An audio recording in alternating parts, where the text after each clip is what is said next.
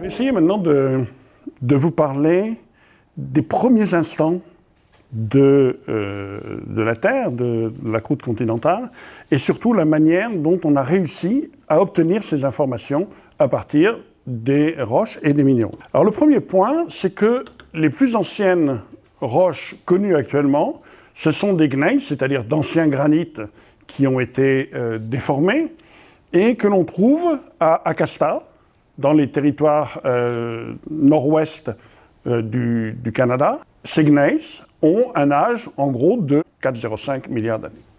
Ce sont les roches les plus anciennes que l'on connaisse. Parallèlement à ça, on connaît en Australie, dans le craton de Pilgar, un endroit qui s'appelle Jack Hills, dont vous pouvez voir la localisation sur la carte à droite, on connaît des minéraux qui s'appellent des zircons, et ces minéraux ont résisté, ils se sont formés dans des roches, probablement des granites, et le granit a été détruit, mais ces minéraux ont résisté, on verra comment tout à l'heure.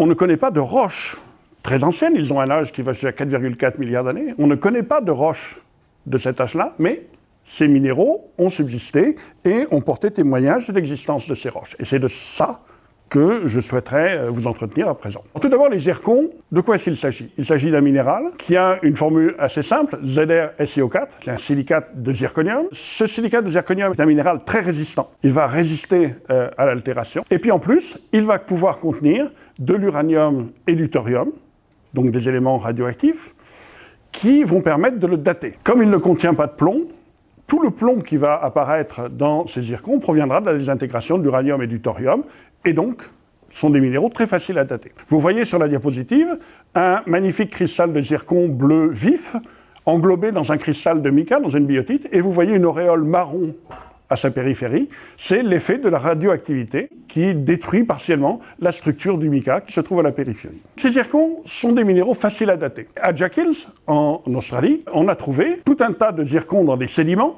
L'âge de ces zircons, comme vous le voyez, va de 3 et quelques milliards d'années jusqu'à 4,4 milliards d'années. Donc on a une population qui est très vaste, mais ce qui va nous intéresser, c'est que parmi ces zircons, il y en a qui sont vraiment très anciens.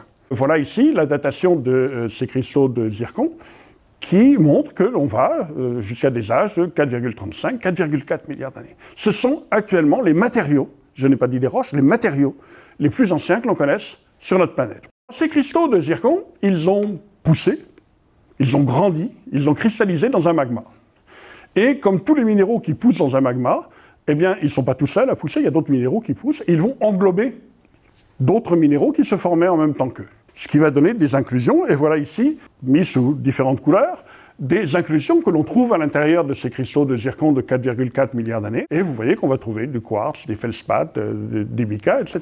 Donc ça, c'est très intéressant. Ça nous dit dans quel type de magma ces cristaux de zircon se sont formés.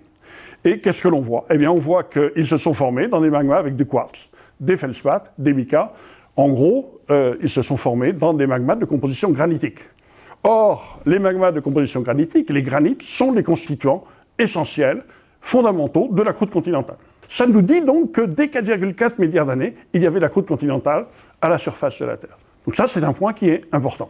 Mais on peut aller plus loin. On a découvert que le zircon de formule ZrSiO4 pouvait de temps en temps contenir de petites quantités de titane. Et que la quantité de titane que le cristal de zircon était capable d'incorporer dépendait de la température. C'est ce que vous voyez sur ce diagramme où on voit qu'il y a un lien, une corrélation linéaire entre la teneur en titane du zircon et la température de cristallisation du zircon. Et donc vous voyez tout de suite l'intérêt de cette constatation, c'est-à-dire que si on connaît la teneur en titane d'un zircon, eh bien on est capable de déduire sa température de cristallisation. C'est ce qui a été fait pour les zircons de Jack Hills.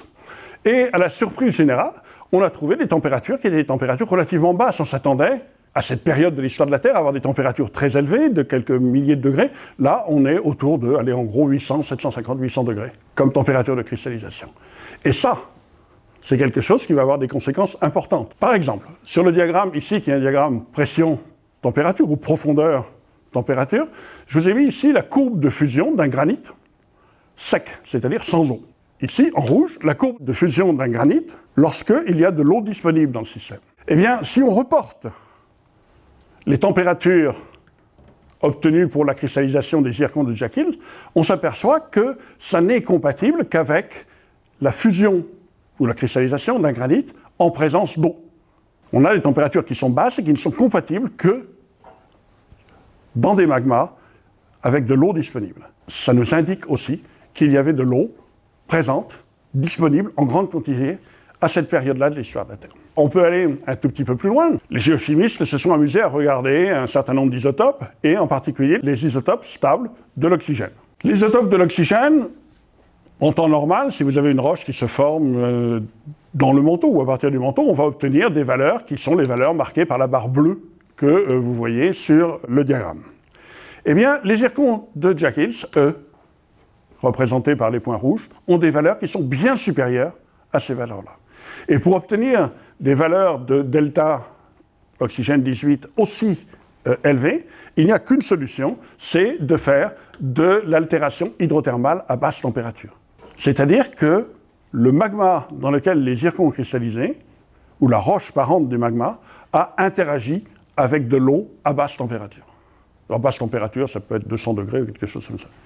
Une autre étude basée sur les isotopes du lithium, le delta 7 lithium, arrive exactement aux mêmes conclusions. Ça veut dire quoi? Que ces petits cristaux de zircon, qui ont résisté à l'érosion, qui étaient dans un granit qui a été détruit, mais les cristaux de zircon ont résisté à l'érosion, eh bien, ils nous indiquent que très tôt dans l'histoire de la planète, moins de 200 millions d'années après le début de la formation de la planète, eh bien, il y avait à la surface de la Terre de la croûte continentale, c'est-à-dire des continents, et de l'eau, alors des océans ou d'énormes lacs, mais il y avait de l'eau liquide à la surface de la planète.